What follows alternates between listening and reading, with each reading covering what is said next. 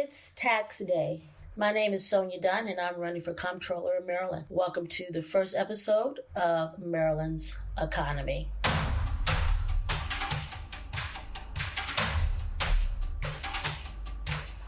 April 15th. For many Americans, it's just tax day. But here in Maryland, it's something more. It's the day reality hits about living in Maryland. It's the last day to file your taxes or request an extension for Maryland families, singles, seniors, first-time taxpayers, small business owners, and those with side hustles. The majority of you feel an uncomfortable pit in your stomach because instead of relief, you are seeing smaller refunds or worse, unexpected tax bills. So let's talk about why. Last year, during the legislative season, Annapolis made a series of tax and fee decisions, some large, some subtle, but together they add up. New taxes, higher costs, and policies that quietly increase what you owe. And now, Marylanders are feeling it all at once. Not in theory, not in a budget hearing, but in real life. I've heard from families, business owners, and new taxpayers across our state. Working parents who are counting on a refund only to find out it's been reduced or erased. Seniors on fixed income, confused about why they owe more this year. Taxpayers are starting to question why they voted for Governor Westmore and current comptroller Brooke Lyerman. Not to mention small business owners who are already navigating inflation, rising wages, and supply costs, now face higher tax burdens on top of it all. For small businesses, this is especially tough. Maryland has laid on policies that impact business deductions, depreciation rules, service-based taxes, and compliance costs. And when Maryland decouples from federal tax provisions, it often means businesses can't take advantage of the same deductions they expected. That creates confusion, and more importantly, it creates higher tax bills. So what happens now? That money doesn't just come from nowhere.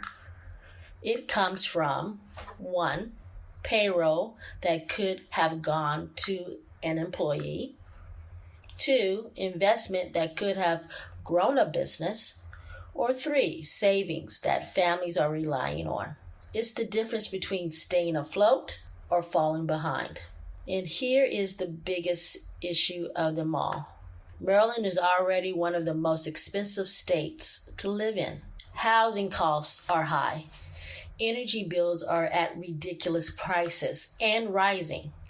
Groceries are more expensive than ever.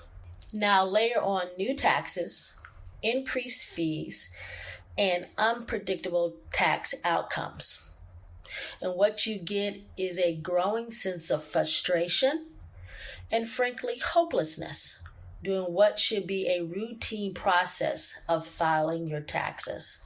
We were told as Maryland taxpayers that no new taxes in 2026. But the decisions they made in 2025, we are experiencing right now.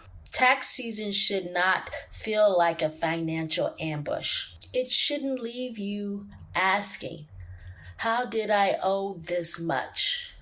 What changed? Why is it harder every year just to live here in Maryland? And yet, that's exactly why many Marylanders are experiencing today. And that is why many Marylanders are choosing to leave the state. This isn't just about numbers on a spreadsheet or pats on your back for balancing a budget. It's about trust. It's about Maryland's public trust. Trust that your government is managing resources responsibly. Trust that policies are designed to support, not squeeze, working families.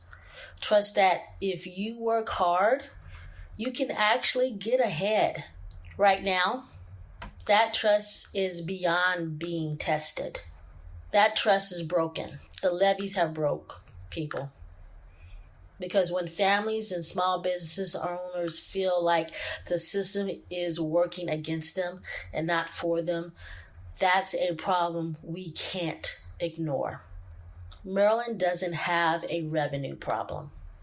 Maryland has a management problem. When taxpayers are paying more but feeling worse off, that tells us something isn't working.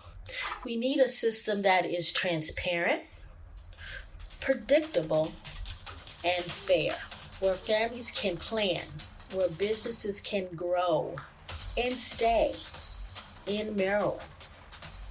Let's not ignore what they are feeling, what you are feeling. Let's talk about it. Let's listen. Let's acknowledge it. And let's commit to doing better. Because Maryland families deserve more than survival. They deserve a tax system that actually helps them thrive.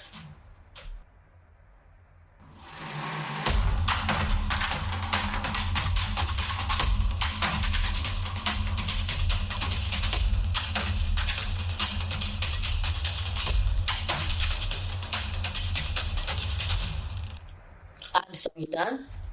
This primary and general election, vote Sonya Dunn for Comptroller of Maryland. If you want to learn more about me, visit my website at votesonyadunn.com. That's vote, SONYADUNN.com. Thank you for listening. And until next time, from the shores to the mountains, from the bay to the Beltway, we are Maryland Strong. Maryland Economy is a podcast authorized by Sonya Dunn for Maryland, Seaborn Carter, Treasurer.